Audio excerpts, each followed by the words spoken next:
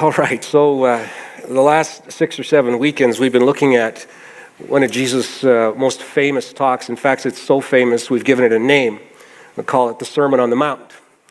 And the reason it's called the Sermon on the Mount is because he gave a sermon on the Mount. This is good stuff so far, isn't it? Yeah, it is. And in most of your Bibles, you'll find that this section actually has the title, like some version of the Sermon on the Mount, to introduce what's about to come. And that, in one sense, that's really helpful to us. But on the other hand, it's unnecessary. And then guys like myself and Trevor come along, and we break that section, that sermon, if you will, into sections each week, and we take a chunk of it and explain it. But if you're not here every weekend, miss a weekend or two along the way, you actually lose the big idea that Jesus was talking about. And so what I'd like to do for just a minute or two is bring us all up to speed on what his big idea is that we've broken down over the last week, so that we go back to the big idea of what he had in his mind as he was teaching it. So here's what I would like to do, since this is kind of the last portion of the section of the talk, and then he changes direction just ever so slightly. Having built a foundation, he moves on.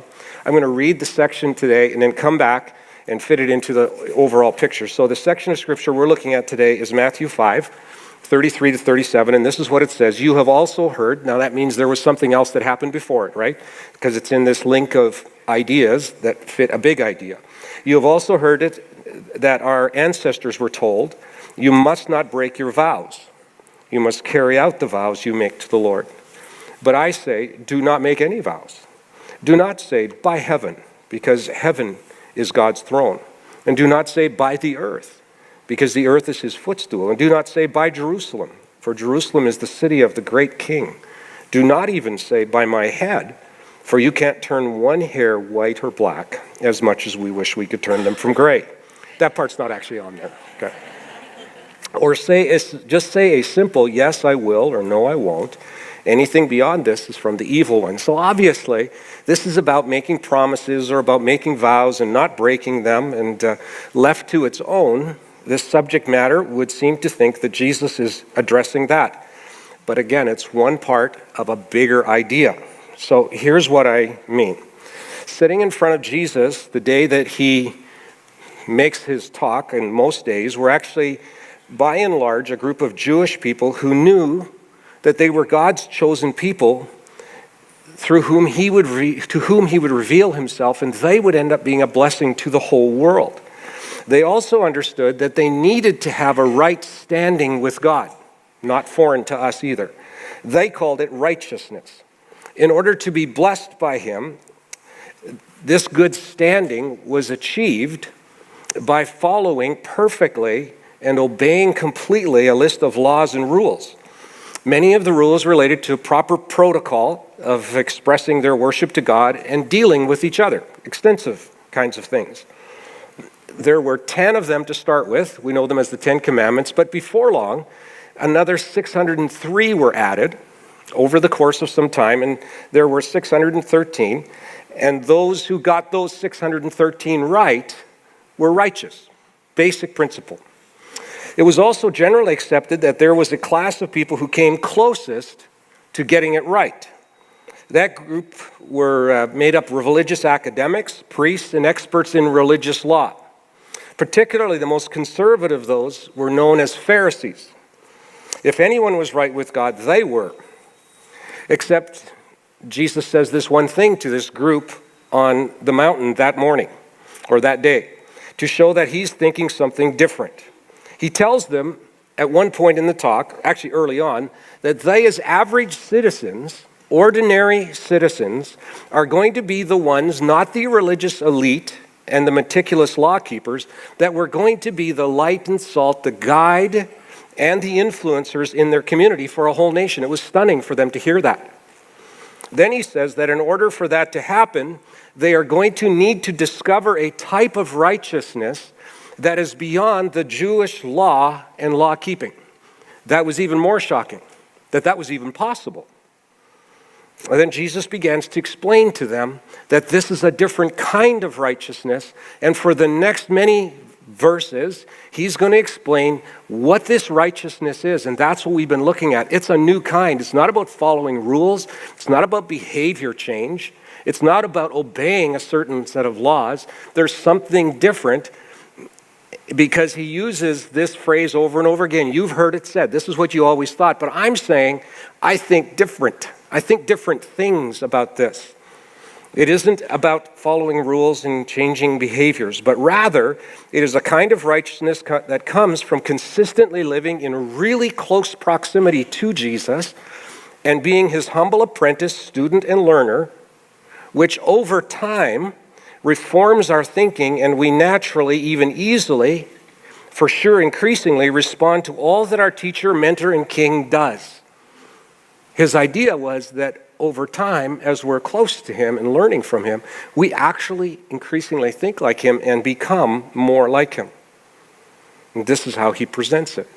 And so it's kind of like a continuum. He starts this way. He talks about righteousness, that they needed to be right beyond the Jewish law. He's not condemning the Jewish law. He's saying there's a righteousness that's beyond that. And then he uses a case study on one particular area of our lives that is a big deal for us.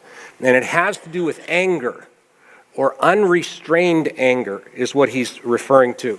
And then he gives a series of examples of what happens when anger isn't restrained, when it doesn't come from the inside, where it's just a matter of doing a certain thing rather than letting us be formed and changed inside. Anger isn't the problem, it's unrestrained anger directed the wrong way. He says, for example, murder.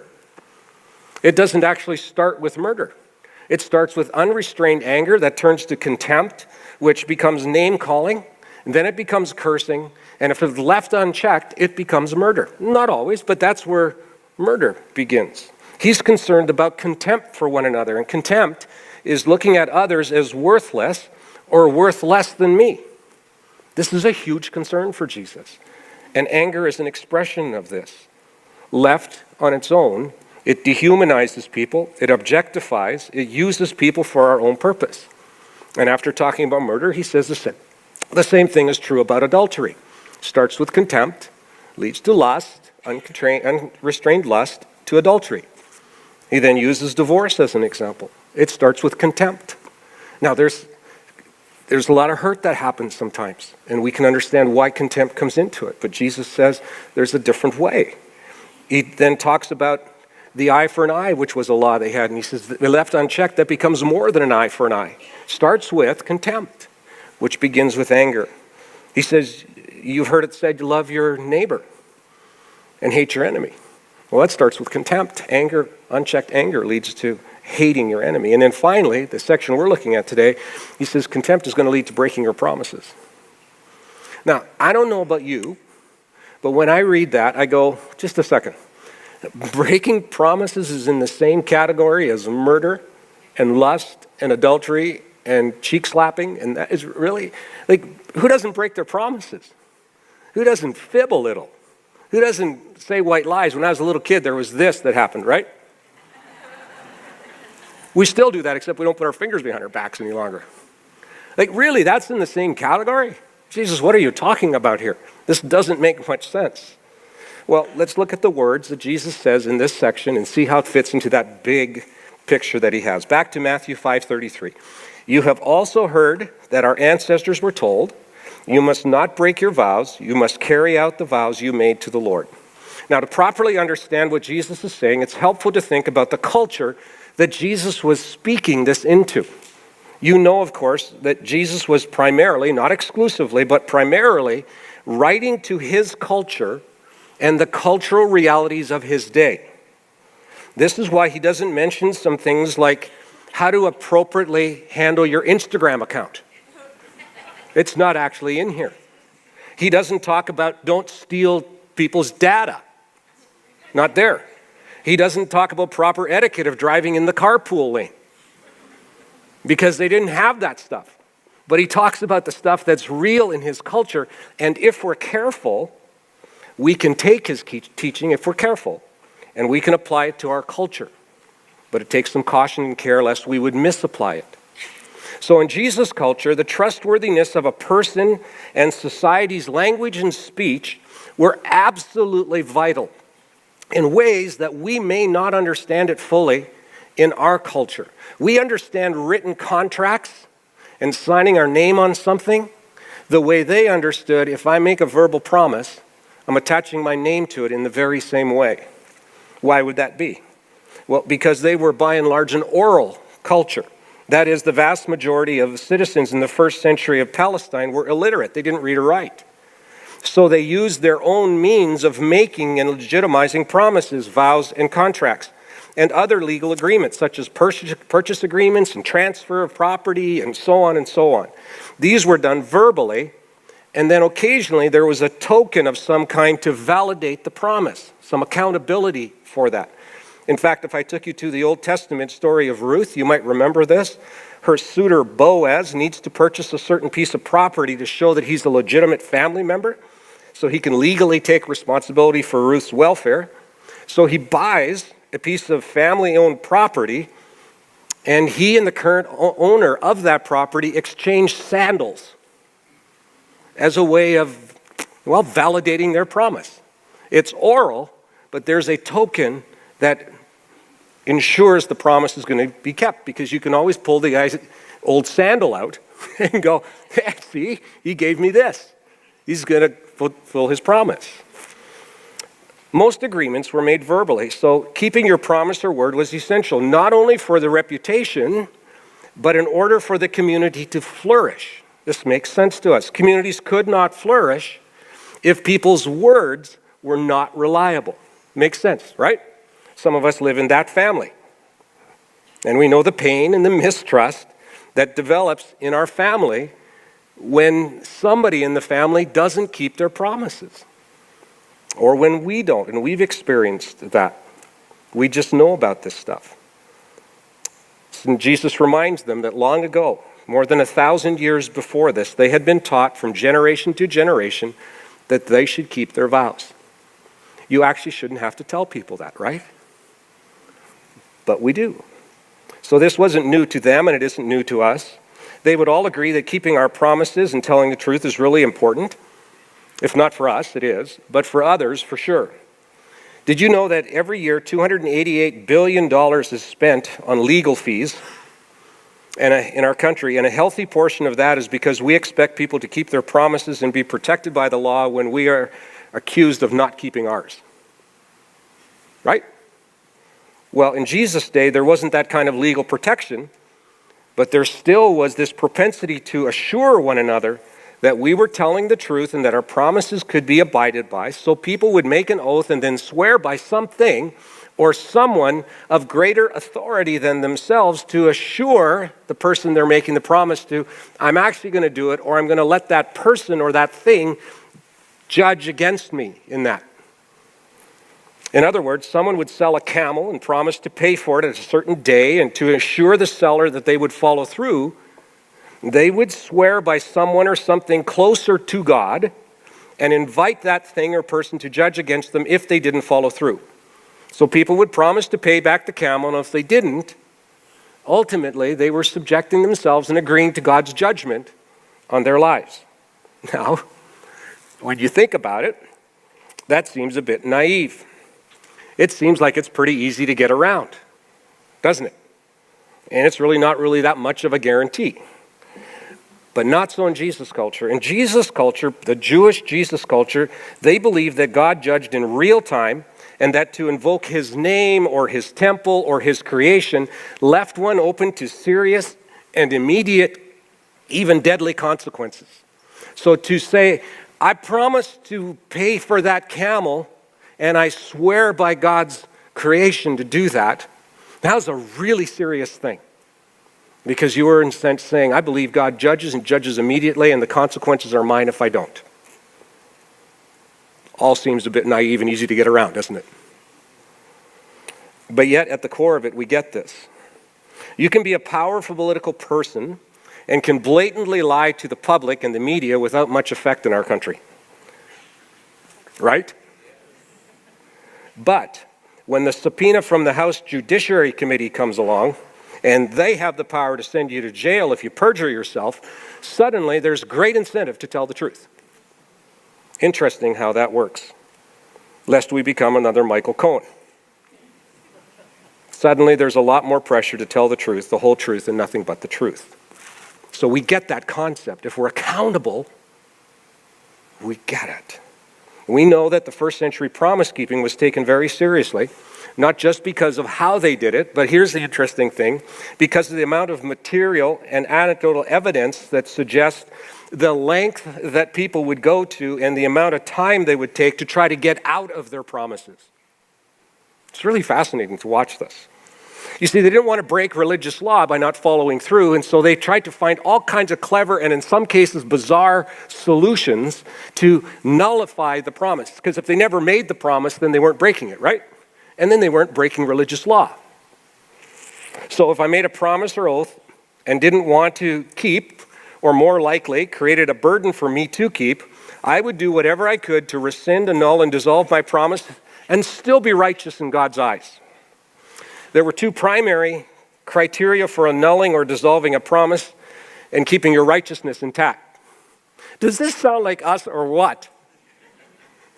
This is us. One criteria was the promise maker needed to be sincere and truly intended to keep and fulfill the promise rather than make the promise deceptively as a way of taking advantage of the other person. Well, how do you determine that? Well, that's one of the reasons why you swore by someone, because they were now the determiner whether you were sincere in the promise or whether you were trying to take advantage. If the person was deemed genuinely sincere, then there was a chance that the promise could be voided. I'll explain that in just a bit. The second criteria was this. If there was an error in proper promise-making protocol. Jesus actually addresses this in Matthew 23. It's fascinating to read. He says, if you swear by God's temple, the promise means nothing, but if you promise by the gold of the temple, it stands. If you swear by the altar, it's not valid, but if you swear by the gift on the altar, you got to follow through. So if the priest or religious leader deemed proper protocol had not been followed, then the promise could be dissolved. Can you imagine the calisthenics that were done around that one? They were. Endless hours and time was spent trying to get out of hasty, ill-advised promises. In fact, it appears that often more effort was made to get out of the promise than to keep it. Sound familiar? In one case, a man made a vow to sell a piece of property to another man for an agreed-on price, and to underline his intent to pay for it, he swore by the local synagogue and the priest that he would follow through on this. The deal was closed, and part of the arrangement was that he was allowed to take the annual harvest that he had planted in spring before he moved off the property. It was one of the conditions of the sale. Even though the legal deed was no longer his for the property. Sometime after the promise and before he harvested and moved off the property, he unearthed some kind of highly valuable, centuries-old Egyptian artifact made of gold. However, legally, that now belonged to the new landowner. The problem was that it was worth almost as much as the land itself. The only way out of the deal for the original landowner and the way for him to keep his gold artifact was to find a way to annul the original promise. It's a fascinating read. Since he had sworn by the priest in the synagogue, it would be the priest who would have to decide whether the promise could be annulled. Well, this took some time to decide because it was being argued on the basis that the original, are you with me? The original landowner was sincere in his promise to sell the piece of property, but now he couldn't. Because he got new information that he didn't have when he sold it. In the end, the original landowner argued that he should not be forced to keep his promise because had he known the artifact was there when he made the promise, he would not have made the promise. He sincerely intended to keep the promise, but new information came to light that, I guess, made him sincerely not want to sell the property. And guess what? He won. and got to keep the artifact and the property. But they went through endless discussions and ideas and twists and turns to try to get out of the promise. Let me ask you, would you want to do business with that guy? How would you feel about him if you had been the new buyer of the land? How would you feel about the next time he made a promise to you? You see, these were verbal promises, but they were held extremely importantly, and the flourishing of the community depended on everybody keeping their promises. One of the great promise keepers and promise breakers, a guy by the name of David, writes in Psalm 15:4, he talks about the ones that truly worship God in spirit and in truth. Those are the ones that keep their promise, even if it hurts. Well, this kind of thing apparently was common in the first century, and it deeply concerns Jesus. So he says this in Matthew 5:34, but I say, Jesus says, do not make vows. Now you have to be careful here. This sounds simply like a better or more improved new law, but a new law nonetheless. And there are groups who have and still hold that this is what Jesus is saying, and they refuse to make vows or pledges of any kind. They live in our culture, in our world. For example, they see the Pledge of Allegiance and placing one's hand over their heart when they sing the national anthem as being a sin against God. They won't sign any contracts or make any oaths. And on the surface, they may appear to have gotten Jesus' intent correct. However, God himself makes vows. God himself makes promises over and over. In fact, he self-describes himself as a promise keeper. And how is it possible for him, once he makes a promise, to rescind it, alter it, or annul it? No, Jesus must be saying something different here. Let's read on. Verse 34, but I say, do not make any vows. Do not say by heaven, because heaven is God's throne. See how something's been added to it? Do not say by the earth, because the earth is his footstool. And do not say by Jerusalem, for Jerusalem is the city of a great king. Something's been added to the vow here. Do not even say by my head, for you can't turn one hair white or black. Something's been added. What Jesus seems to be pointing here is not the oath itself, but by adding qualifiers and phrases to overemphasize the sincerity of the promise that we've made. In fact, we have this interesting practice of assuring people that we're telling the truth and really mean what we say, and we promise.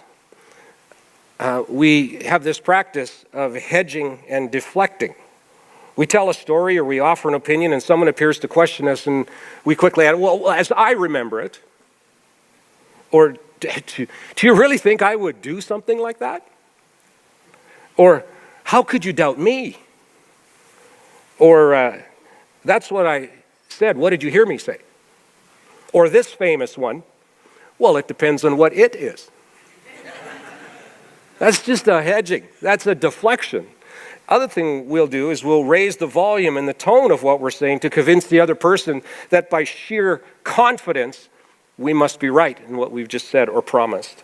Or we tout our own credentials and our own knowledge of subject matter. But most often, we do what Jesus is talking about here. We add qualifiers and truth assurances to the promises we make.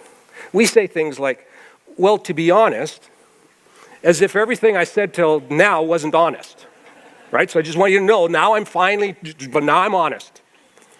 We say things like, well, to tell the truth, because I was bald-faced lying up till now. Well, believe me, because up till right now, you're a fool to believe anything that I said. Well, let me be clear. You see, what I said previous was me trying to be fuzzy and deceptive, but now I'm going to be clear. Honestly, or honest to God, or I swear by all that is holy, or I swear by a stack of Bibles. We add qualifiers and assurance statements that we really mean what we're going to say. We really are telling the truth. I know all these are intended to add weight to whatever we're saying or promising, and Jesus goes right to the heart of why we add qualifiers and truth assurances. You see, it's the same part of the big story. We don't just decide one day to add truth assurances or qualifiers. We've been taught and trained, and people haven't believed us, and they've broken promises to us, and so we don't want to do that. but we do it. And Jesus is concerned about why. Why would we add those qualifiers? Here's what he knows. He knows that we do it to impress others with our sincerity and reliability, and thus gain acceptance of what we are saying and what we want. It's really a method of getting our way. We declare some promise or opinion or point of information that's important to us. We want those who hear it to accept what we say and do what we want, so we add some leverage to it by adding a qualifying statement or truth assurance. It is a simple, and it seems so benign, but it's a device to control and even manipulate, designed to override the will and judgment of the other person. In a way, to push them and their will and objectivity aside, rather than respect them and leave their decision and action entirely to them. But to Jesus, this was not benign. It was not a simple thing. It appears, to him, it was inherently wrong approach to other human beings and a subtle but corrosive form of contempt. In the community that he was creating, he's going to talk about, where he's going to, in a little while, pray and ask that heaven would come to earth, that how things are done in heaven would happen here on earth. I don't know about you, I think I do. When I get to that place, after this life is done, I somehow expect truth to prevail. I somehow expect it to be unvarnished truth. And Jesus says, may it come to earth now. How it would be. In fact, that's the community I'm trying to create on earth. Trying to create a community of people who, when they say something, they do that. And when they say they won't do it, they don't do that. And it's just a normal pattern of life. They don't try hard at that. It's who they've become. We expect God to tell us the truth all the time. And he does. He cannot do otherwise. And it's not surprising then that he would say, this is the kind of community I want to create, where it's just expected and it's normal, where we would simply speak the truth to each other and follow through on promises. The approach for us at times is to use something that seems impressive but is entirely irrelevant to the subject to get others to believe us and let us have our own way. And it is so unlike our God, however. You see, God does not need to swear by himself, nor does he find a need to have others think better of him, though we would all do well to think how great he truly is on every scale used to measure greatness. He is confident in himself and does not need us to agree with him against our will. He does not manipulate, coerce, or spin narratives, nor need the threat of subpoena to tell the truth. He not only tells it consistently and completely, but he does without nuance, shadow, or embellishment. Because of his nature, and he simply loves us too much, he always speaks the unvarnished truth and always follows through on his promises. And here's the thing. When you and I have placed our trust and confidence in Jesus in increasing ways, and we truly live moment by moment in close proximity to him as his student and his apprentice, we increasingly think like him. We take on his confidence and we become increasingly like him, and we find there is simply no need to qualify or truth enhance anything that we say. That simply is removed from us over time. Jesus does not add a revised command or a demand, like stop making oaths. That's not what he does. Or to tell the truth, the whole truth, and nothing but the truth. But once again floats upstream to the source, which is our will and the way that we think, as the motive behind the words we use. He finishes this way in Matthew 5:37. Here's what I would suggest you do, he would say. In my community, with my people, just say a simple yes, I will, or no, I won't. Anything beyond this is from the evil one. There's a better way to translate that. It would really probably better be said this way. Just say a simple yes, yes, or no, no, or to expand a little more, say what you intend in your heart and your mind to say. Say what you intend in your heart and mind to say, to which we might be tempted to add, oh, I don't think you want me to do that. I get in deep trouble when I speak my mind. May not be a problem with the words. Maybe a problem with the mind. Or, great, this gives me the freedom to say whatever I'm thinking. And I'm really happy to do that. There are a couple of people who are going to hear from me today. Some of you are already texting that your pastor told you to speak the truth, and you're telling them the truth right now. Or, it actually works a whole lot better, and there's a lot more peace in my life when I don't say what I'm thinking. You see, again, Jesus just thinks different. He just does. He doesn't give those instructions to us. Several times Jesus says, out of the heart speaks the mouth, or from the overflow of the will come the words. It's kind of a common theme for him. Jesus again is saying that he has, as he has said several times, the headwaters of what we say, the promises we make, the tone and tenor of how we say things comes from within. The need to add qualifiers and truth enhancers comes from where our will is housed. And changing the dynamic does not happen by not making oaths or even not saying another word ever in our lives. It is about being with Jesus every moment of every day, humbly learning at his feet. As we sang just before the talk today, I want to sit here at your feet. It's a holy moment. We sit there as a student, as an apprentice, and we allow him to reform and reshape how we think and how our will functions, so that we will not even feel the need to embellish, control, and manipulate people to do what we want or think what we think. So how does that happen practically, right? Here's the application. We may want to consider doing some things by direct effort that help us do other things we cannot do by direct effort. What? Yeah, confused? Let me say it this way. Let's say that you're going to spend a year living in Japan, but you do not speak a lick of Japanese, okay? You cannot, by direct effort, regardless of how much you concentrate or tell yourself or how hard you try, you cannot increasingly speak Japanese. You can't. You cannot just tell yourself, okay, now you're going to speak Japanese. Here we go. It doesn't work. You are going to have to do other things by direct effort that will enable you over time to pick up the language and just speak it without any effort. Right? Like you might have to take a Japanese language course. You might have to buy a copy of Rosetta Stone. You might have to find a Japanese language teacher. And that is going to give you a start. And it's going to allow you to function in Japan. But you're going to have to think a lot and concentrate a lot.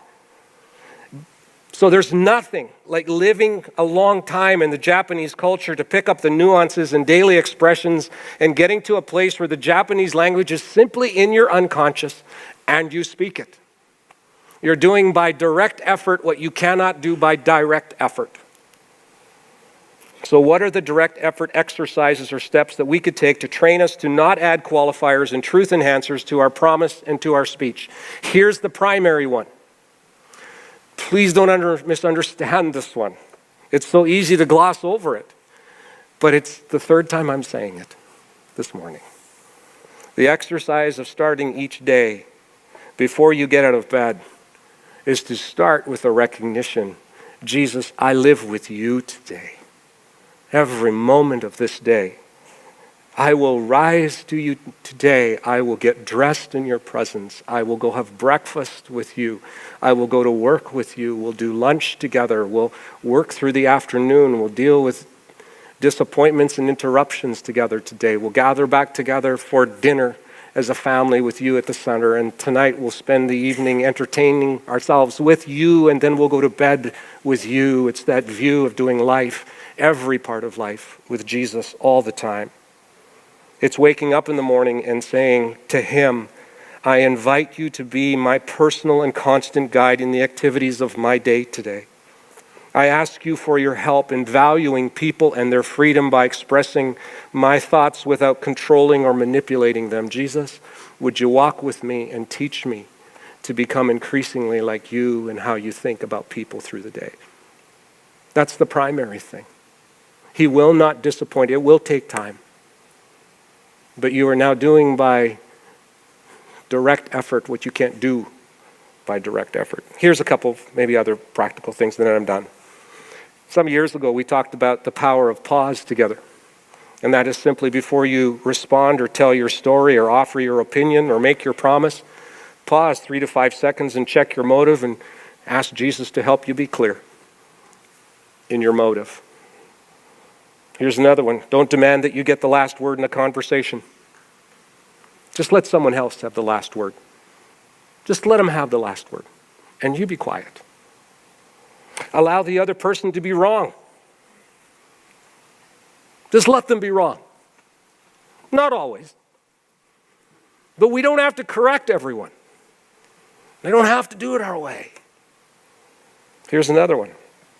Ask your opinion as a question, not as a statement. Rather than state your view on the border wall, ask the other person what they think about it, and don't offer your view. These are exercises that help us to rethink the motive in our heart. And here's the one I don't have the answer to yet. When she says, does this make me look fat? I don't know what you say there. I don't. I've tried various ideas and that none have worked really, really well. All that to say, there are questions along the way. There are circumstances at times. You won't know what to say. Opt to not say anything. Now, Jesus, you are the great promise keeper. But more than that, you're the promise maker. And every one of yours are thought through. Every one of them are carefully spoken. They're not flippant. They're not a way of manipulating. They're not a way of demanding you get what you want. You're so respectful of us humans. You don't objectify us and you don't use us for your purpose. But yet you know how susceptible we are and how weak we are and how we're like dust and flickering candles. And you make promises that sustain us and restore us. And one of your great promises is that we can do life with you. We can walk with you. We can do every aspect of it. And to that, you've already said yes. Anybody who's ever approached you that way and started their day or started their week or started a difficult conversation with asking for your presence and your help, you've said yes to that. You are a God who knows how to make promises. And oh my goodness, how you know how to keep them. We want to think like you, Jesus. Increasingly, we want to think like you. Amen.